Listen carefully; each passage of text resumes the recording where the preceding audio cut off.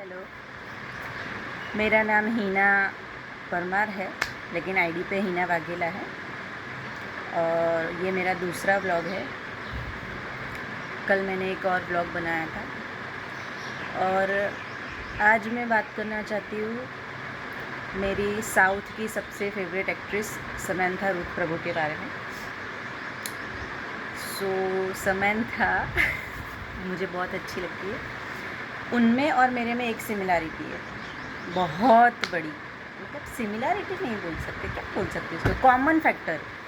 उनमें और मुझ में एक कॉमन फैक्टर है, बहुत बड़ा। वो बताने के लिए मैंने ये आज मैं ब्लॉग बना रही हूँ। वो कॉमन फैक्टर क्या है, अब तो मुझे हंसी आ रही है बताने में। तो कॉमन फैक्टर ये है हमारे बीच में, समंथा रूथ प्रभु और मेरे बीच में कॉमन फैक्टर ये है कि उनको भी ऑटो इम्यून है और मुझे भी। लेकिन उनको अलग है। उनका जो ऑटो इम्यून है वो म्यूकरमाइकोसिस था, जिसमें नसें सूख जाती है। मेरा जो ऑटो इम्यून है वो इट्स कॉल्ड लूपस, जिसमें मेरी बॉडी मेरी एंटीबॉडी मेरी ही बॉडी को फॉरेन बॉडी समझ के मुझ पे ही अटैक करती है। घर के लोग जो थे वो कम पड़ गए थे, तो अभी मेरी बॉडी ही मेरे पे अटैक करी है, बाकी सब कम पड़ गए थे। So whatever. तो आज से 1.5 साल पहले ये डायग्नोस हुआ था मुझे कि मुझे ऑटो इम्यून है। बहुत सारे सिम्टम्स होते थे, लेकिन पता तो कुछ चलता ही नहीं कि मतलब क्या है क्या नहीं। और ऑटो इम्यून के बारे में तब तक तो नहीं पता था, कुछ नहीं पता था। फिर जब मुझे हुआ तब मैंने जाना, तो मुझे पता चला। तो मुझे आज लगा कि मैं भी बात करूं सिम्टम्स के बारे में और बाकी सब चीज़ों के बारे में। सबसे पहले तो जब ये डायग्नोज हुआ तो एलोपैथिक डॉक्टर ने ये बोला कि इसका कोई क्योर ढूंढा ही नहीं गया है, ऑटो इम्यून का कोई क्योर ही नहीं है।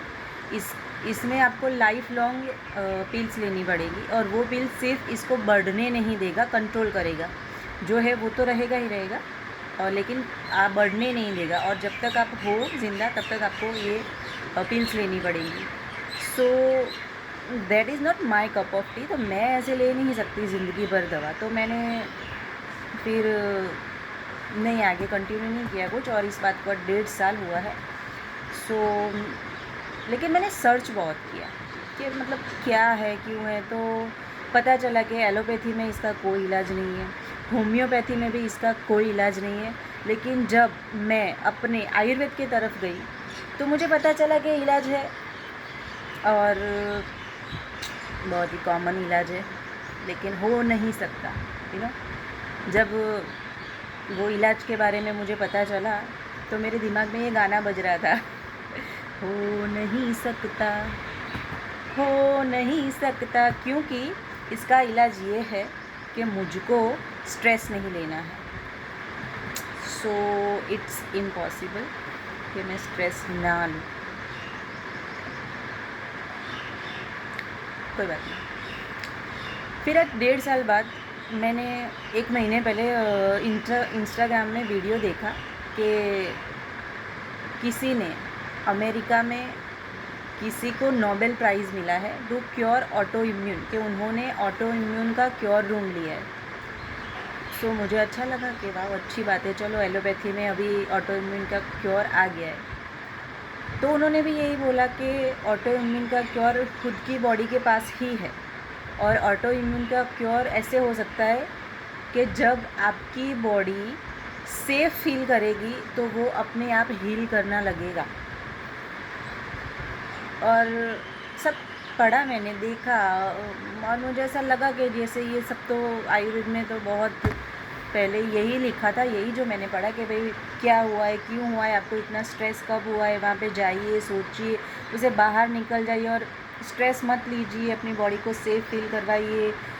यही आयुर्वेद में भी यही इलाज है कि मेन चीज़ें स्ट्रेस नहीं लेना है, मेडिकेशन करना है। और जो अभी ऑटो इम्यून का जो डिजीज़ का उन्होंने क्योर ढूंढा है वो भी यही बोल रही है कि स्ट्रेस मत लो, बॉडी सेफ फील करेगी, वो अपने आप रिपेयर करेगी, रिपेयरिंग मोड में आएगी।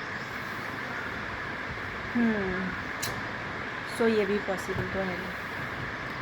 मुझे लगता है ये स्ट्रेस ना लेना पॉसिबल है किसी भी के लिए, किसी भी इंसान के लिए कि भाई स्ट्रेस नहीं लेना है। सिम्टम्स में तो मैं अभी क्या बताऊँ, अभी समर शुरू हो रहा है ना, अभी तो समर शुरू ही नहीं हुआ है और 2 दिन में जो गर्मी पड़ रही है ना, तो मुझे ऐसा लगा है, I feel I am a vampire. क्यों? क्योंकि इस ऑटो इम्यून की वजह से मैं धूप में नहीं जा पाती हूँ। जब मैं धूप में जाती हूँ तो मुझे स्किन में प्रॉब्लम हो जाती है और वो प्रॉब्लम सिर्फ़ और सिर्फ स्टेरॉइड वाली क्रीम से ही जाती है, वो भी 15-20 दिन के बाद। और उसमें भी मुझे धूप में तो जाना ही नहीं है, और क्योंकि धूप में नहीं जा सकती मैं, तो मेरा में विटामिन D3 है ही नहीं, और जब उसके सप्लीमेंट लेती हूँ तो उसके सप्लीमेंट मेरे बॉडी में काम ही नहीं करते।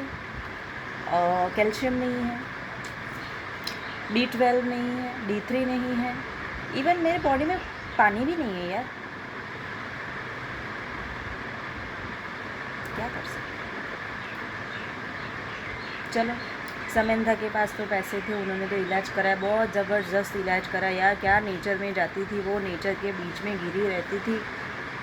हाँ, मैं स्ट्रेस के बीच में गिरी रहती हूँ, लेकिन क्या करूँ, अब इस ऑटो इम्यून का सिर्फ हंस सकती हूँ और कुछ नहीं। चलिए बाय बाय।